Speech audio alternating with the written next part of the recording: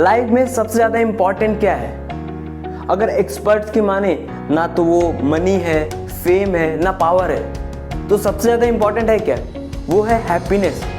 दुनिया में ऐसे बहुत सारे लोग हैं जिनके पास अच्छे कपड़े तक नहीं है पहनने के लिए, फिर भी वो दुनिया के सबसे हैप्पीएस्ट पर्सन्स हैं। उनकी सीक्रेट क्या है? हम कैसे अपनी लाइफ की हैप्पीनेस को एक हाई लेवल पर बूस्ट कर सकते हैं? और उसके लिए जो एक प्रूवन फैक्ट्स है उन्हें यूज़ करना है, और वो काम भी करते हैं। जी हाँ, मैं आज आपको यही 6 ऐसे साइंटिफिक फैक्ट्स बताऊंगा जिसकी वजह से आप हैप्पी हो सकते हैं, हैप्पीएस्ट पर्सन बन सकते हैं।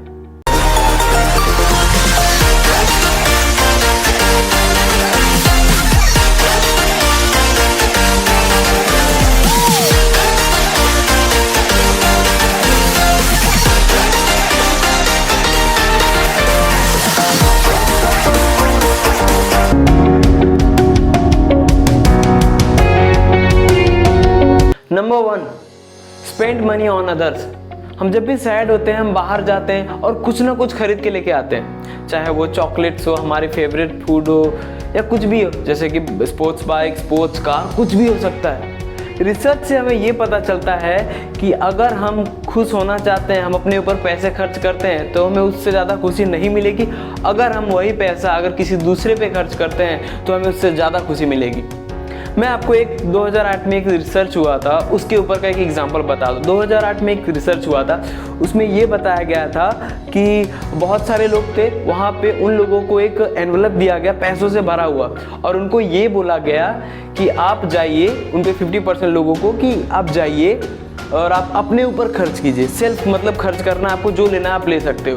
और वही दूसरी तरफ जो बाकी के 50% थे, उन्हें ये बोला गया है कि आपको अपनी मनी डोनेट करनी है, लोगों पे खर्च करनी है, अपने फ्रेंड्स पे खर्च करनी है। तो और जो रिजल्ट था उसका, ओह माय गॉड, सबको लग रहा होगा कि पैसे मिल गए होंगे, हम बहुत खुश हो जाएंगे, लेकिन नहीं, रिजल्ट उसका जस्ट अपोजिट था। जिन लोगों ने दूसरों पे पैसे खर्च करे थे, दूसरों को डोनेट किए थे, अपने फ्रेंड्स को गिफ्ट दिए थे, वो ज़्यादा खुश थे, बल्कि जिन्होंने खुद पे खर्च किए थे वो उतना ज़्यादा खुश नहीं थे।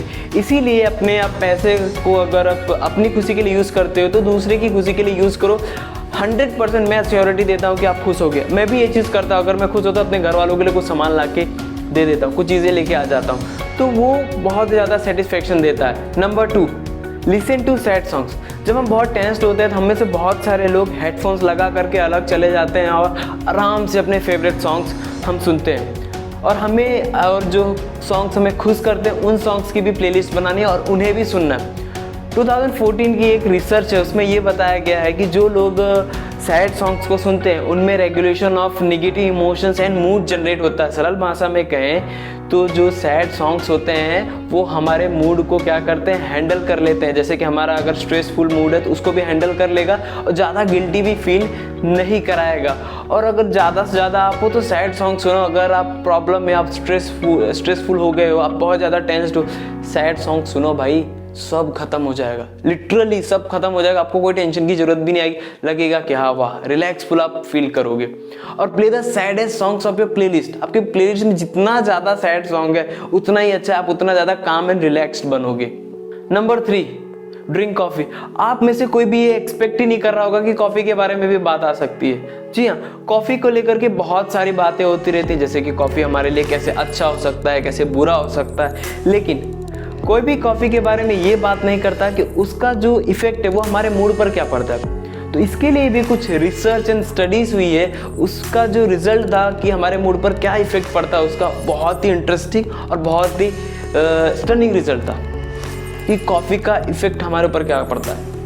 और एक 2016 में एक रिसर्च पब्लिश हुई, तो उसमें ये बताया गया था अगर हम दिन में 1 कप कॉफ़ी पीते हैं तो जो हमारा डिप्रेशन में जाने का चांस होता है वो 8% तक कम हो जाता है। मतलब अगर आप एक दिन में 1 बार कॉफ़ी पीते हो तो आपका डिप्रेशन में जाने का चांस होता है वो 8% तक कम हो जाता है। और हमें एक दिन में अगर हम कॉफ़ी पीते हैं तो उसमें 500 mg कैफीन होता है। ये चीज़ें उसमें मेंशन थी। और ये भी बताया गया कि कॉफ़ी हमारा जो डिप्रेशन में जाने के लिए इतना अच्छा क्यों है। डिप्रेशन में अगर हम जाते हैं तो उसको रोकने के लिए कॉफ़ी इतना अच्छा क्यों है। जो रिसर्चर्स थे उन्हें लगा ये है तो सही, बट लेकिन क्यों और कैसे है। फिर उन्होंने सोचा कि जो कॉफ़ी है उसमें एंटीऑक्सीडेंट्स होते हैं और एंटी इन्फ्लेमेटरीज होते हैं, जिनका सीधा लिंक हमारे जो डोपामीन के प्रोडक्शन होता है उस पे होता है। इसलिए कॉफ़ी क्या है, डिप्रेशन से बचाने के लिए सबसे बेस्ट है। Number 4, meditation. हमने तीनों पॉइंट समझ लिए, लेकिन सबसे ज़्यादा जो प्रभाव है हमारी लाइफ के हैप्पीनेस पे वो मेडिटेशन का पड़ता है। मेडिटेशन हज़ारों सालों से है, जबकि साइंस साइकोलॉजी नहीं तो उसके पहले से मेडिटेशन है। और हम मेडिटेशन के जो बेनिफिट्स होते हैं उसको भी अच्छे से जानते हैं, समझते भी हैं, और हमें पता है कि मेडिटेशन का जो एक इफ़ेक्ट है, प्रभाव है, वो स्ट्रेस रिड्यूस करने में भी होता है। और साइंटिफिक्स ने और रिसर्चर्स ने ये प्रूव किया है कि जो मेडिटेशन होता है उसका जो लिंक है वो हमारे रिडक्शन स्ट्रेस और एंग्जाइटी के बीच का कुछ ना कुछ लिंक है। ऐसा जरूरी नहीं कि मेडिटेशन खाली बड़े कर सकते हैं। मेडिटेशन जो नर्सरी में पढ़ता है वो भी कर सकता है, जो बहुत बड़ा साइंटिस्ट बिलियनियर कुछ भी हो वो भी कर सकता है, उसको भी वो हेल्प करेगा। Number 5, go for a walk. कभी कभी जो सबसे आसान तरीके होते हैं वही सबसे ज़्यादा इफेक्टिव होते हैं। और रिसर्चर्स ने ये बताया हमें कि going for a walk can be a major game changer. और बहुत सारे ऐसे प्रूव रिसर्च भी हैं जिसमें बताया गया है कि अगर हम वॉक के लिए जाते हैं या तो हम नेचुरल जो सीनरी है उसका एक एक्सपीरियंस करते हैं तो उसका भी हमारी लाइफ में बहुत ज़्यादा इफेक्ट पड़ता है। एज एग्जांपल मैं देता हूँ, going for a walk in a garden, going for a walk in a forest, ये सब चीज़ें हो सकती, इसका भी बहुत ज़्यादा इफेक्ट हमारी लाइफ में पड़ता है। और गोइंग फॉर अ वॉक इतना ज़्यादा प्रभावशाली क्यों है? क्योंकि उसमें एक्सरसाइज इन्वॉल्व होती है, उसमें हम एक्सरसाइज करते हैं। इस वजह से उसका जो प्रभाव है हमारे हैप्पीनेस पे बहुत ही ज़्यादा है, और उसका इंपॉर्टेंस है कि हम अपनी लाइफ को चीयर अप और बूस्ट अप कर सकते हैं। Number 6, get your feelings of your chest. हम अपने फीलिंग्स, अपने इमोशंस को अपने अंदर बंद करके रख लेते हैं, और ये कितना बुरा है, और उसकी वजह से हमारी फीलिंग्स भी बाहर नहीं आती हैं। मैं आपको एक एग्जांपल बताता हूँ। अगर हमें कोई प्रॉब्लम है, हम कोई भी हमारे अंदर इमोशंस है, फीलिंग्स हम किसी से शेयर करना चाहते हैं, अगर हम उसे बता देते हैं तो हम कितना लाइट फील करते हैं, कितना एनर्जेटिक फील करते हैं। एक स्टडी थी, मैं आपको बताता हूँ, उसमें ये बताया गया था कि जो लोग अपने निगेटिव इमोशनल एक्सपीरियंस को नोट करते हैं तो क्या होता है, वो जो एक्सपीरियंस उन्होंने नोट किया उसकी वजह से जो हमारी नर्व्स है वो भी रिलैक्स हो जाती हैं, और they help us to deal with our worries. जो हमारी प्रॉब्लम्स होते हैं उनसे भी लड़ने में क्या करता है, वो हमारी बहुत ही मदद करता है। और जो लोग अपने निगेटिव इमोशनल एक्सपीरियंस को नोट नहीं करते हैं वो उतना खुश नहीं होते, लेकिन जो नोट करते हैं वो बहुत ही काम एंड कंपोज्ड होते हैं। मे बी आप इन 6 ट्रिक से अगर अपने आप को खोज लो तो भी बहुत अच्छी ज़रूरत है, बहुत अच्छी बात है अगर आप अपने आप को खोज लेते हो तो। सो अगर आप हमारे चैनल पर नए हैं तो हमारे चैनल को सब्सक्राइब कीजिए और press the bell icon on